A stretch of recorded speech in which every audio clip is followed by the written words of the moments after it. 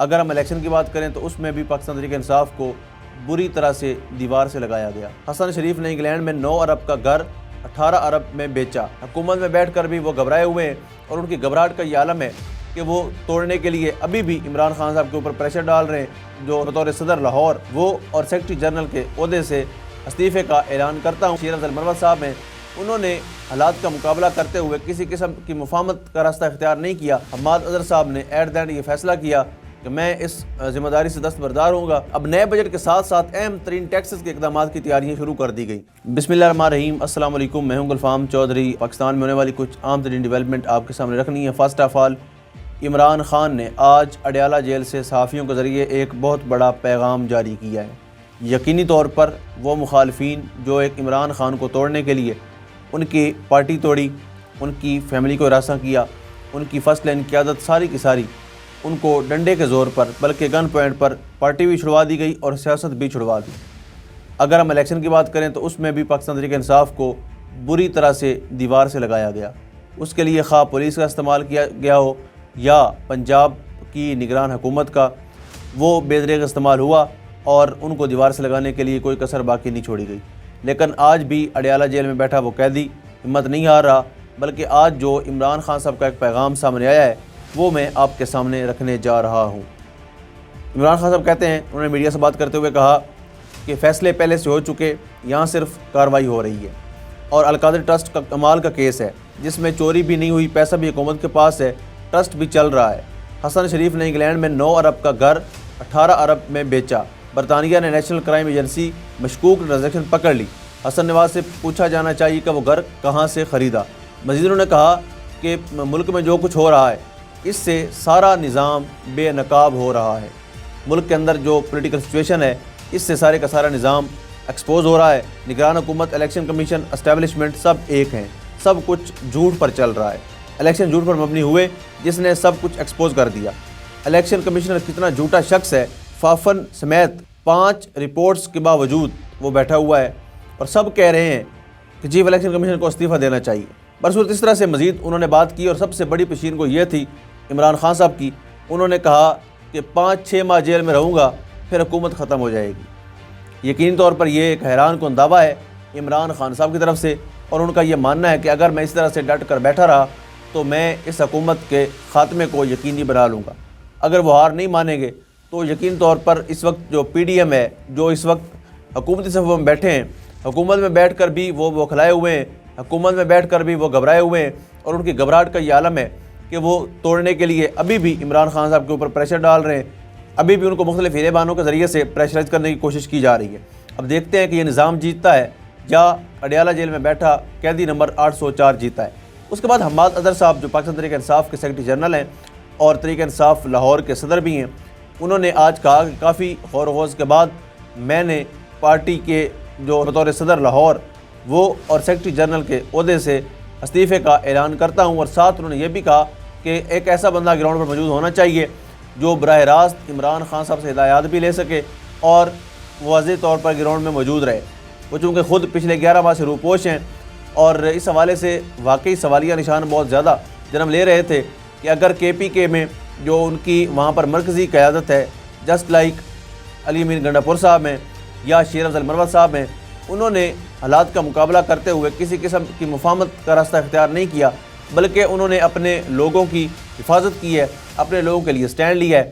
تو یہ سوالیہ نشان پنجاب کی جو قیادت ہے اس کے لیے تھا۔ اس کے پیش نظر حماد اظہر صاحب نے ایٹ دا اینڈ یہ فیصلہ کیا کہ میں اس ذمہ داری سے دستبردار ہوں گا اور اس چیز کا میں اہل نہیں ہوں۔ یقینی طور پر یہ بہت بہترین فیصلہ ہے اور یہ فیصلہ شاید پہلے ہی کر لینا چاہیے تھا، دیر آئے درست ہے، لیکن یہ فیصلہ بہترین فیصلہ ہے۔ اس کے بعد سپریم کورٹ میں پہلی مرتبہ جو 9 مئی کے کیس کی سماعت ہوئی ہے وہ بڑی دلچسپ تھی۔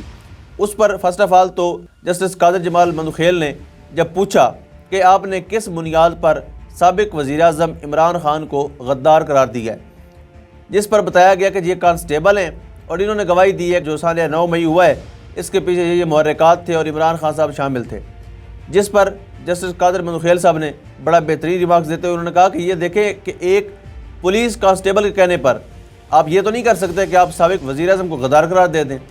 مزید انہوں نے 5 جو ملزمان کی وہاں پر سماعت تھی، ہیئرنگ تھی 9 مئی کے حوالے سے کیس کی، انہوں نے نہ صرف اس میں ضمانت دی بلکہ ان کو یہ ساتھ یہ ریمارکس دیے، اور ان کے یہ تاریخی ریمارکس تھے کہ اس کیس کے اندر جو ہے وہ بے ایمانی کا اظہار کیا جا رہا ہے اور اپنی طاقت کا، اپنے سورسز کا غلط استعمال کیا جا رہا ہے۔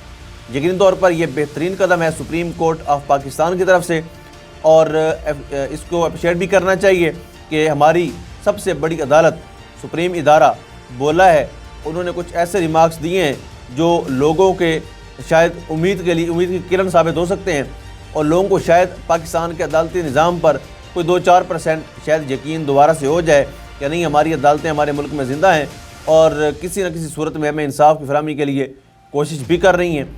تو اس طرح سے سپریم کورٹ کا یہ ریمارکس آنا اور سپریم کورٹ میں 9 مئی سالے کی نہ صرف ہیئرنگ ہونا بلکہ اس پر بہترین رسپانس آنا، یہ قابل تعریف ہے اور یقینی طور پر بہترین قدم ہے۔ اس کے بعد پاکستان کی IMF سے ڈیل مکمل ہو گئی ہے۔ اب ان کو قرضہ ملے گا جی، میں آپ کے سامنے سارے فیکٹس رکھتا ہوں کہ اس میں قرضہ کتنا ملے گا اور پھر عوام کے اوپر کتنا بوجھ پڑے گا اس کا۔ یقینی طور پر جو قرضہ ہے وہ تو لیتے ہیں ملک، لیکن اس کا خمیازہ وہاں کی عوام بھگتنا پڑتا ہے۔ اب مذاکرات کا جو متعلقہ جاری اعلامیہ ہوا ہے اس میں IMF کا سٹاف لیول معاہدہ طے پا گیا۔ معاہدے کے بعد پاکستان کو IMF ایگزیکٹو بورڈ کی منظوری سے آئندہ ماہ 1.1 ارب ڈالر کی قسط دے گا۔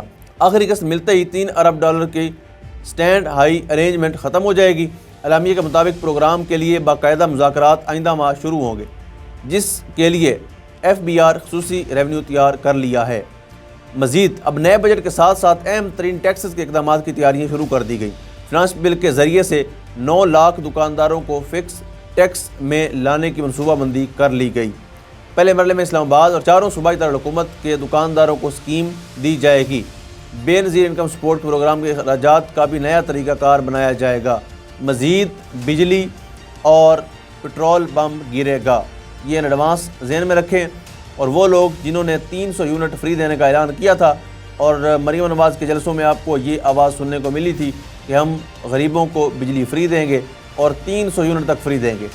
اب دیکھیے گا کس طرح سے عوام کا برکس نکلتا ہے، کس طرح سے عوام سے پیسے سود سمیت بجلی کے بلوں کی مد میں لیے جاتے ہیں، کس طرح سے ایک عام آدمی کا جینا اجیرن ہوتا ہے، اور کس طرح سے جھوٹ بول کر اور فارم 47 کے نتیجے میں آنے والی یہ حکومت کس طرح عوام کا خون چوستی ہے۔ یقینی طور پر یہ دیکھنے والا ہوگا، کیونکہ وہ حکومت جو عوامی مینڈیٹ سے نہیں آتی اس کو عوامی رائے کا احترام بھی نہیں ہوتا، اور وہ عوام کے مسائل کو سمجھنے میں انٹرسٹڈ بھی نہیں ہوتی۔ اگر عوام نے منتخب کیا ہو تو یقینی طور پر ان کے لیے سوچنا مجبوری بن جاتا ہے، لیکن جب منتخب ہی چور دروازے سے ہوئے ہوں تو ان کو کوئی پرواہ نہیں ہوتی کہ وہ کس کے لیے کیا کر رہے ہیں یا کیا کہہ رہے ہیں۔ برصورت دیکھنا ہوگا کہ یہ نئی پنجاب حکومت اور نئی وفاقی حکومت کس طرح سے عوام کے اوپر ٹیکسوں کی بھرمار لگاتی ہے، اور IMF کو چھوڑنے کا اور کشکول توڑنے کا دعویٰ کرنے والی یہ حکومت کس طرح آپ کو آنے والے دنوں میں IMF کے سامنے لیٹتی ہوئی نظر آئے گی۔ برصورت اللہ پاک وطن عزیز کا حامی و ناصر ہو۔ پاکستان زندہ باد۔